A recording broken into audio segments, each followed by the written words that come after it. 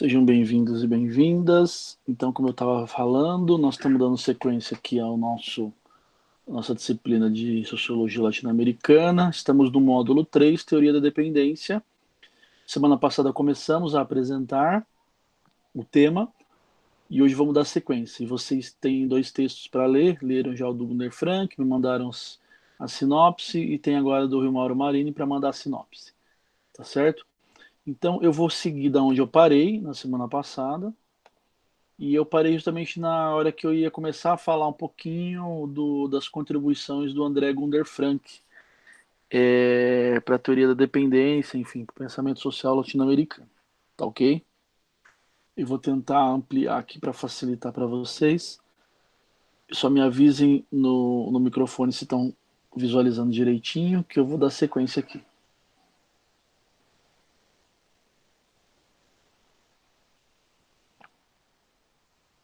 Estão recebendo direito aí a informação na tela?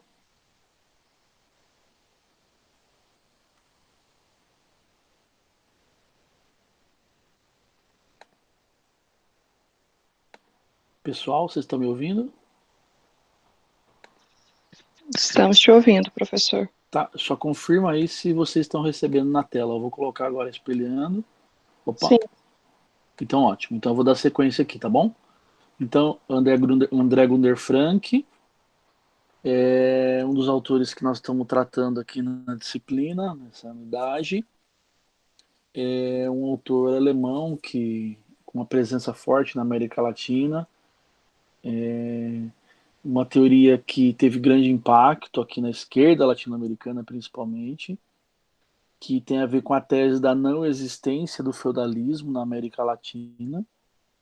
É importante entender que, apesar dele ter trazido esse impacto, esse tema é um tema debatido, por exemplo, pelo Caio Prado Júnior na sua obra, principalmente, por exemplo, Formação do Brasil Contemporâneo, onde ele já vai trabalhar com a tese de que não houve feudalismo na América Latina.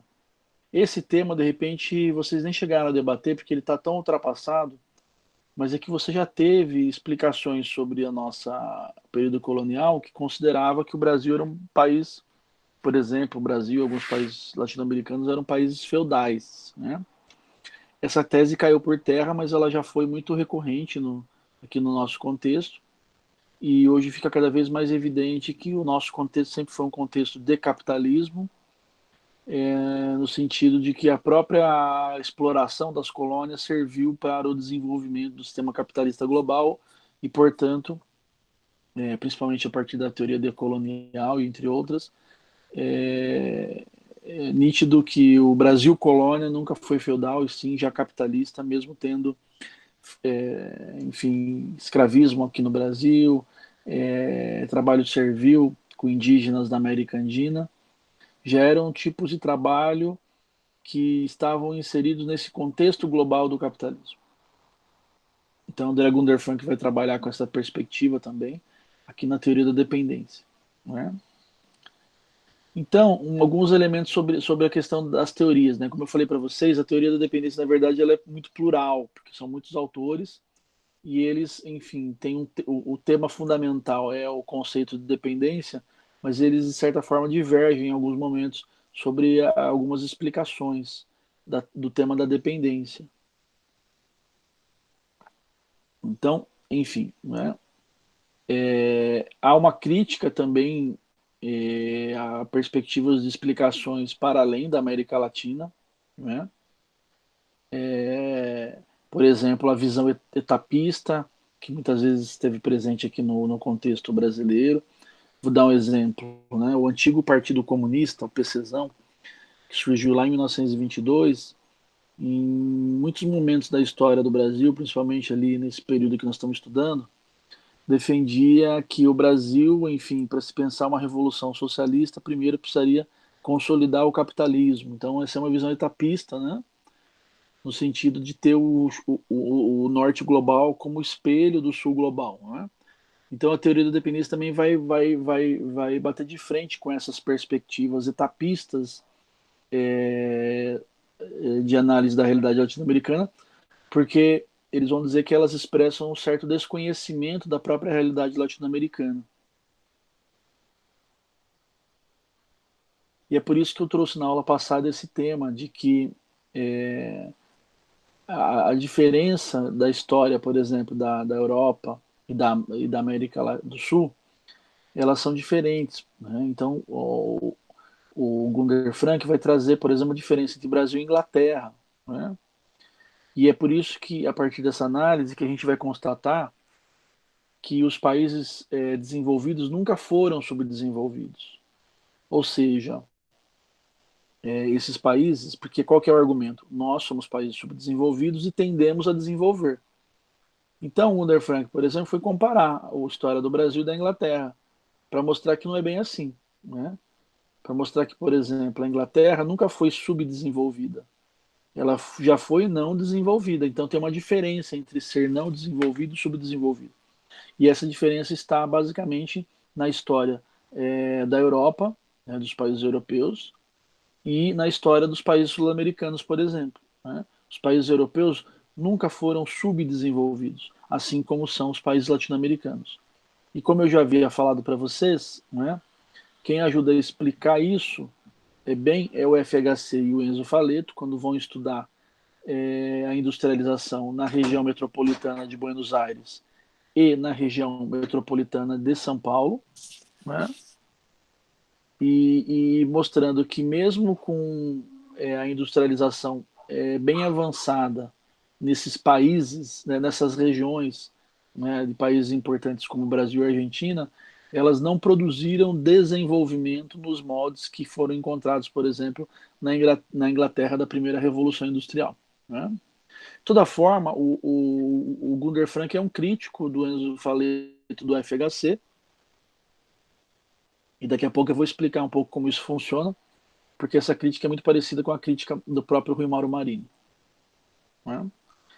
Então, por que ele é crítico? Porque, na verdade, você tem dois pontos de vista importantes presentes aí nas teorias da dependência, né?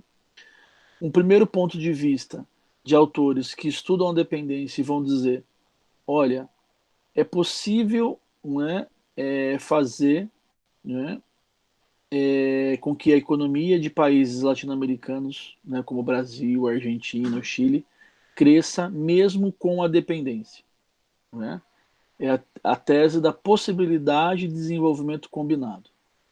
Quem que defende essa tese? Principalmente o FHC, o Fernando Henrique Cardoso e o Enzo Faleto, que foram os autores que estudaram a industrialização na América Latina.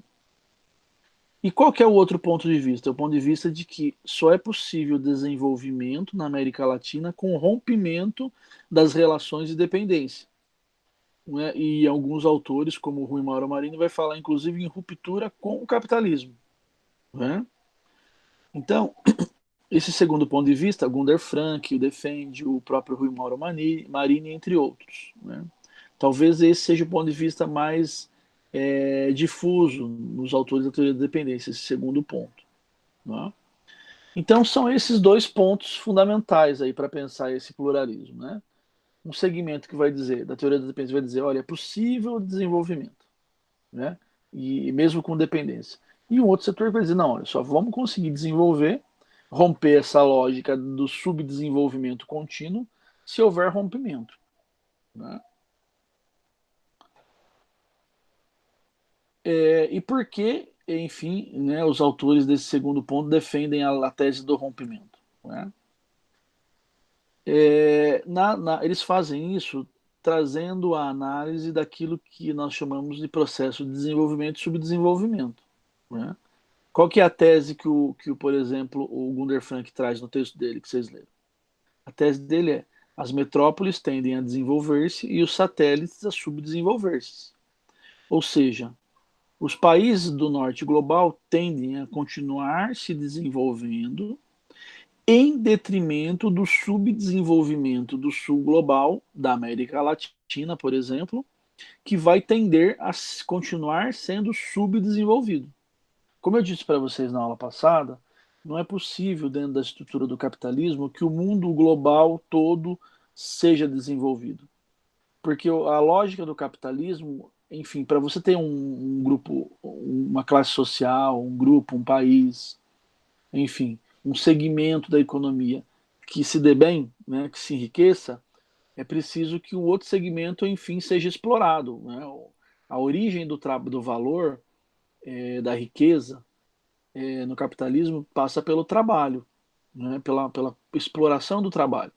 Então, não dá para todos os países serem ricos na lógica que é do capitalismo, né? No mundo. Para que os Estados Unidos continuem rico, né, a América Latina tem que continuar pobre. Né?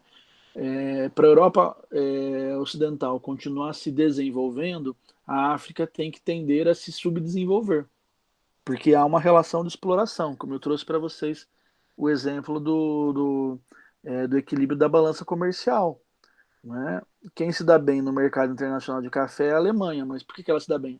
Porque na estrutura de dominação global, a Colômbia, por exemplo, que é uma importante produtora de café in natura, não tem as condições necessárias para industrializar o seu café na potencialidade que a Alemanha hoje tem.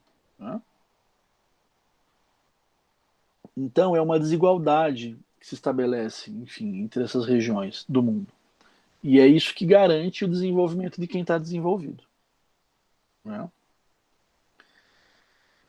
Outra coisa importante que eles trazem, na verdade, são três elementos, né, para justificar essa questão da ruptura. Primeiro, o desenvolvimento das periferias ele é limitado pela metrópole.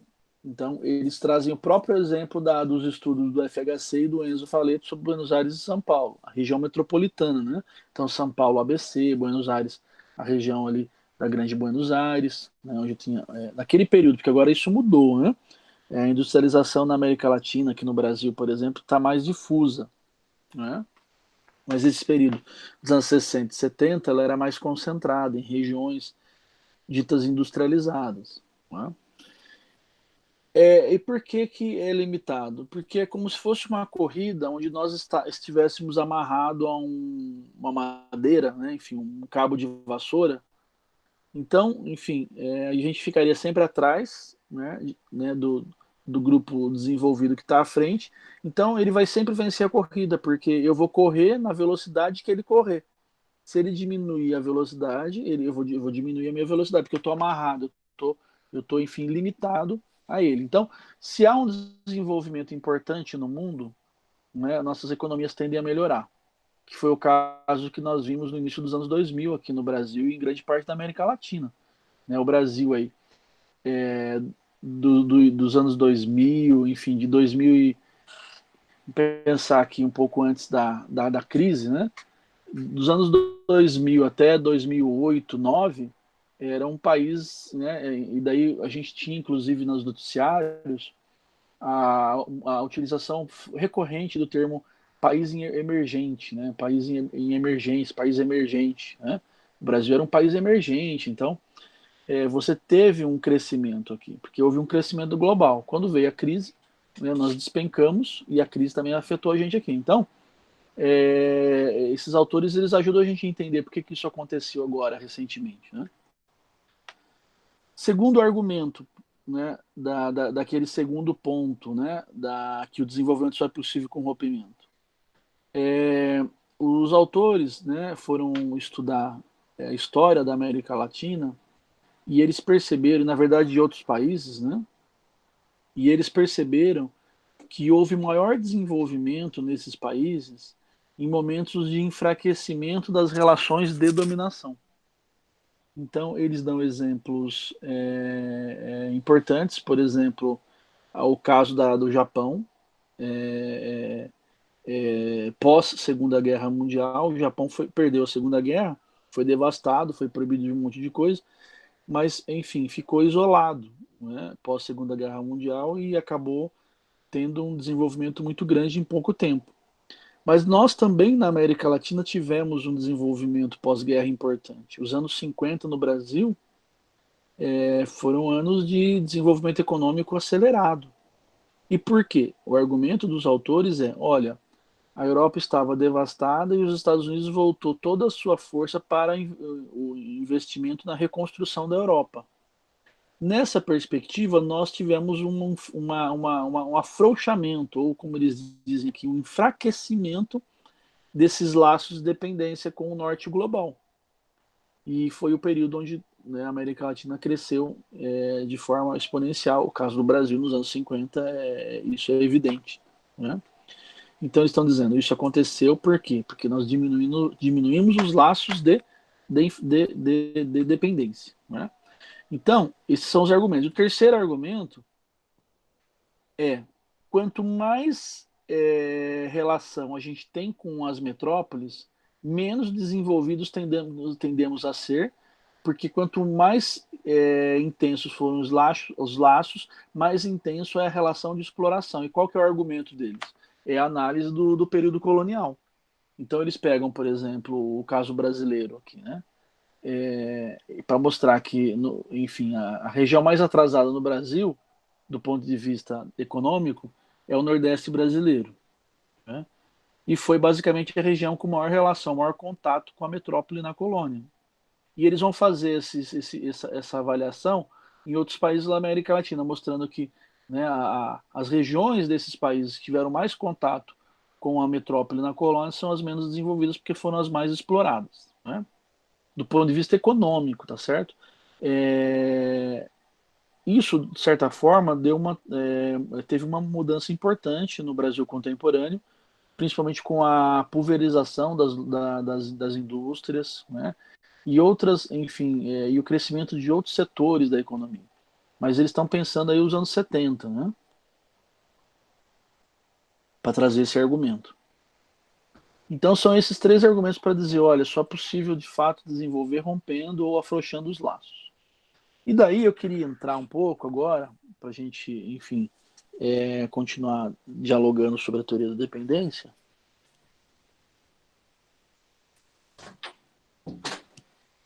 trazer o autor que para mim é o autor mais importante dos autores, desse grupo importante de autores latino-americanos que produziram a teoria da dependência ou as teorias da dependência.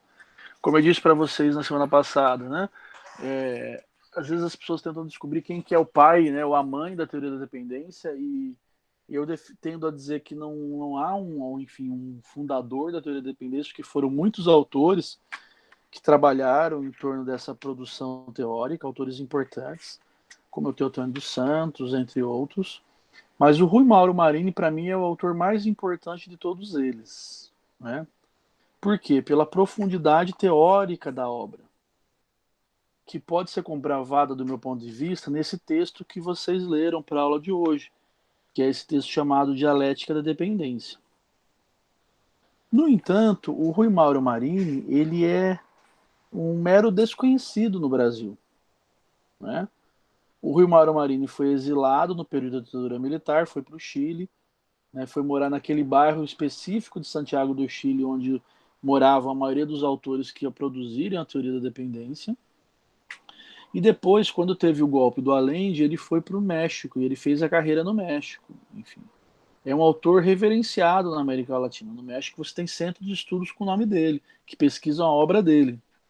Mas para vocês terem uma ideia, o Rui Mauro Marini morreu em 97.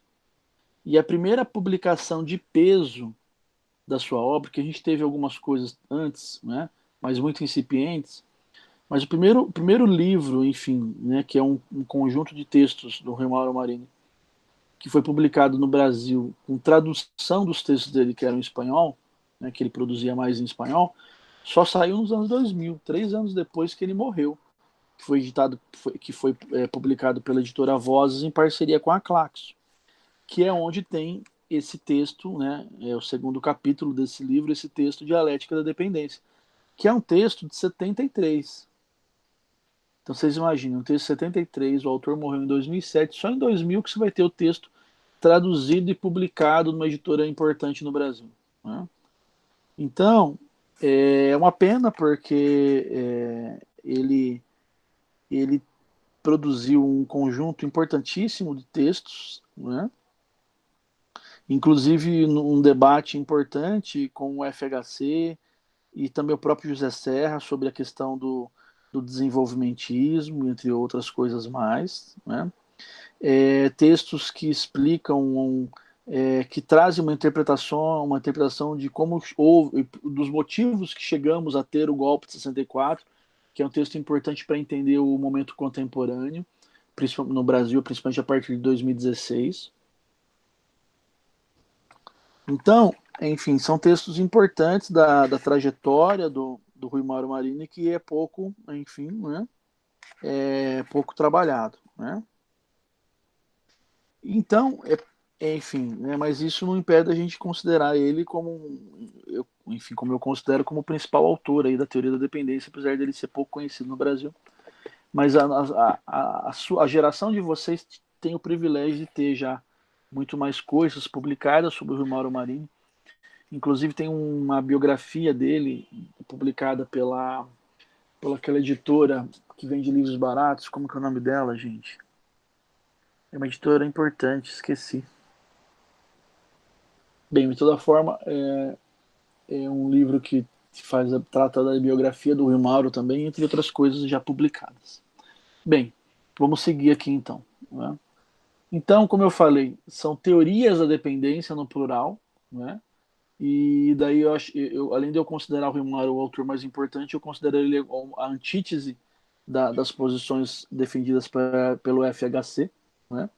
Pelo Fernando Henrique Cardoso, que de certa forma foram colocadas em prática no seu governo dos anos 90, nos dois governos, nos anos 90, que defende o quê? O que o Fernando Henrique defende? É a lógica da interdependência como solução da crise de acumulação, né?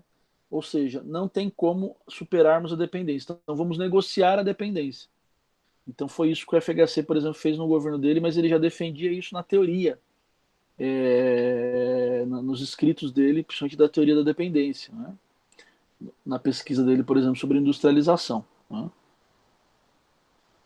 E o Rui Mauro Marini é o que vai ter essa posição antítese que é, olha, não, é ruptura com a dependência, não tem, enfim, condições de se desenvolver, né? Então, alguns autores vão falar que o Rui Mauro Marini, na verdade, ele é um expoente não da teoria da dependência, mas da teoria marxista da dependência. Eu não sei se é bem assim, porque o FHC, nos textos dele sobre industrialização, ele também aplica elementos da teoria marxiana, né? Talvez Rui Mauro Marini seja mais, enfim, avance mais na perspectiva da questão de classe, entre outras coisas mais. Mas você tem também elementos da teoria marxiana na obra de FHC, né? Então não sei se é possível dizer que o Rui Mauro Marini é da teoria marxista da dependência, porque a teoria da dependência toda, né, seja qual ela for, né, a que está defendendo a dependência negociada ou está defendendo a ruptura, ela tem elementos, ela é produzida a partir de um diálogo com isso que a gente poderia chamar de marxismo ocidental, né? Bem, mas quais são os argumentos da lógica da ruptura na perspectiva do Rui Mauro Marini? Né? Ele vai dizer o seguinte, olha, por que também precisa romper? Porque nós chegamos na corrida, mesmo que a gente consiga desamarrar esse cabo de vassoura que nos liga, enfim, aos países já desenvolvidos, digamos que na corrida, a gente, no meio da corrida, consiga, enfim, romper, né, esse cabo de vassoura que nos segura, que nos prende, né? O fato é que nós estamos em condições inferiores de competição, né, o que ele vai chamar de inferioridade de condições da própria burguesia dos países latino-americanos, né?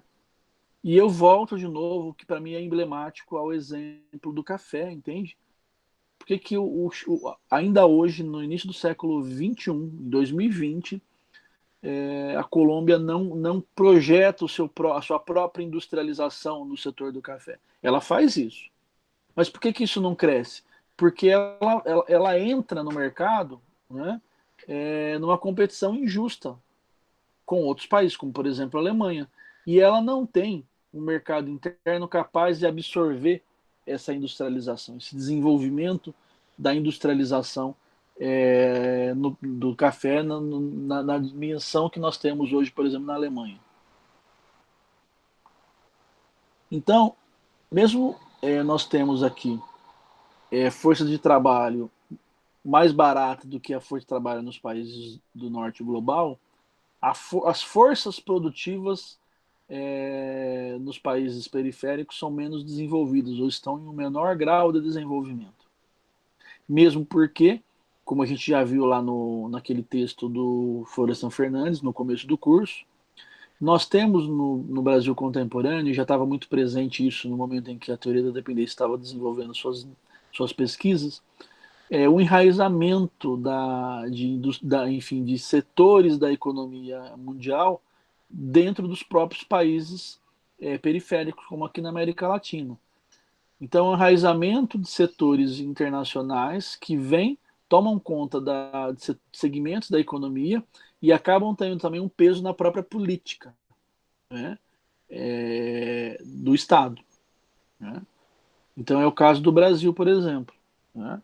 E o que nos impede, por exemplo, como eu trouxe o exemplo na aula passada, de termos, por exemplo, bem, considerando que nós fizemos a opção da rodovia em detrimento da ferrovia, o que seria o natural, entre aspas, é que a gente desenvolvesse uma indústria automobilística. Mas nós não fizemos isso. Né? A política da rodovia começou na década de 20 do século 20.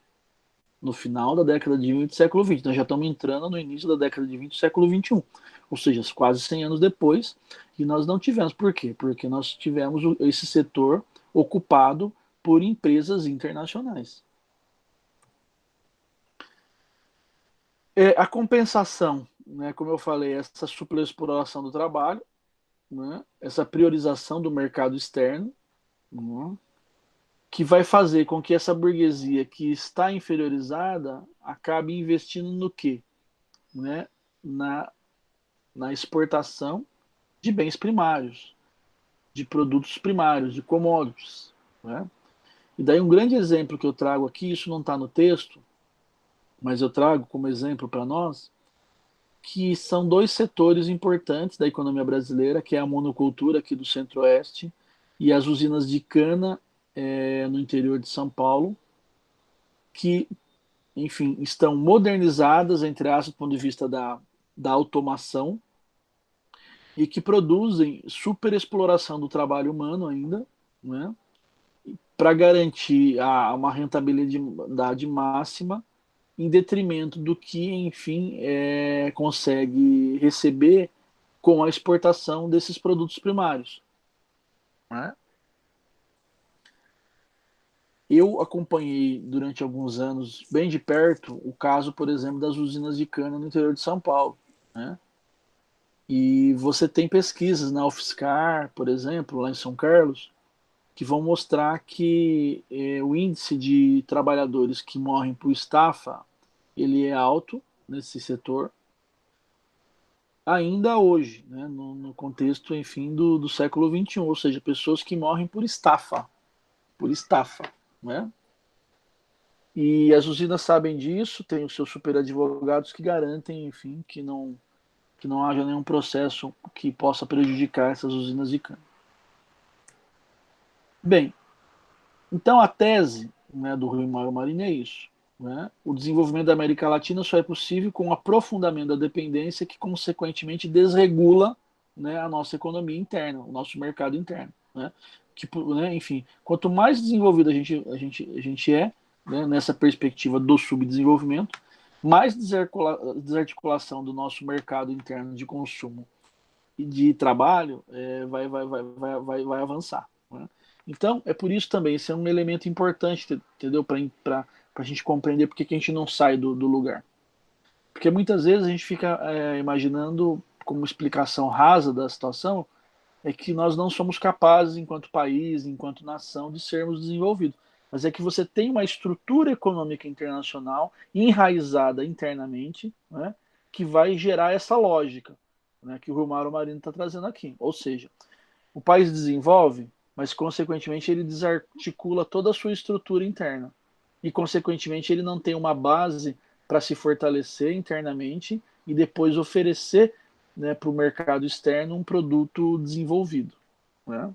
Evidentemente que nós temos algumas exceções, como eu falei já para vocês, o Brasil produz avião para exportação, né? A Embraer, por exemplo. Mas não é o que predomina na economia geral do Brasil e dos países latino-americanos, tá certo?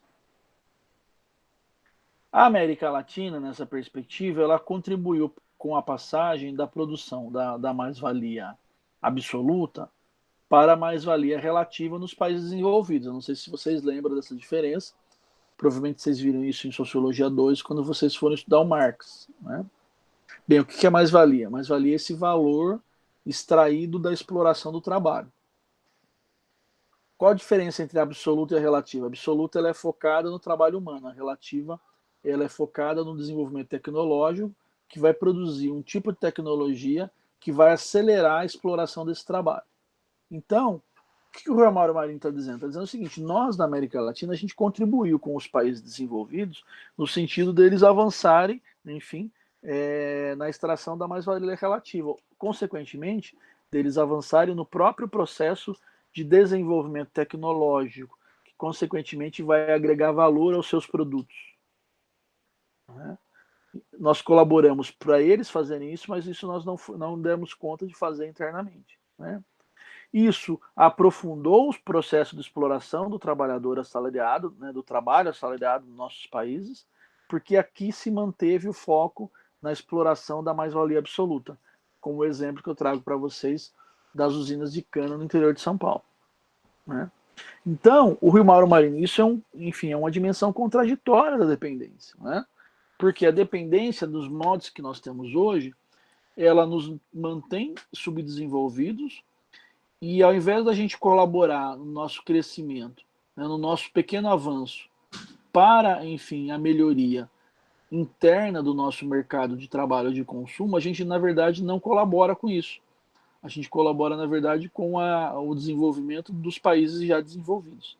Então, essa é a grande contradição que ele traz, inclusive para explicar, para avançar no argumento dele de que só vamos conseguir superar essa lógica de subdesenvolvimento, rompendo, né, numa ruptura ou pelo menos no afrouxamento dos laços de dependência com esses países. Que no caso contemporâneo é mais complexo ainda, porque nós tivemos, a partir dos anos 2000 no Brasil, a partir a partir do início dos anos 90 no Brasil, ou consequentemente a partir do advento daquilo que o Ulisses Guimarães chamou de Nova República, o advento do neoliberalismo, que abriu o Brasil para o capital financeiro. Então, hoje, em geral, o que nós temos no Brasil é um capital financeiro, industrial e agrário muito interconectados, né? Como um exemplo que eu já trouxe para vocês aqui da Friboi. A Friboi é uma indústria, a Friboi ela é também, enfim, né, do agronegócio, mas ela é também, enfim, um consórcio de ações, né, abertas na Bolsa de Valores. Inclusive, a gente tem dificuldade de saber quem é que é dono da Friboi, né? Efetivamente, porque é um complexo integrado e diversificado de empresas que investem nela, né? Dentro do mercado financeiro. Isso é possível com o capital financeiro. Bem, enfim, eu vou parar por aqui para, enfim, trazer questões que vocês queiram perguntar. Eu vou encerrar aqui a gravação e deixar disponível para vocês fazerem questões.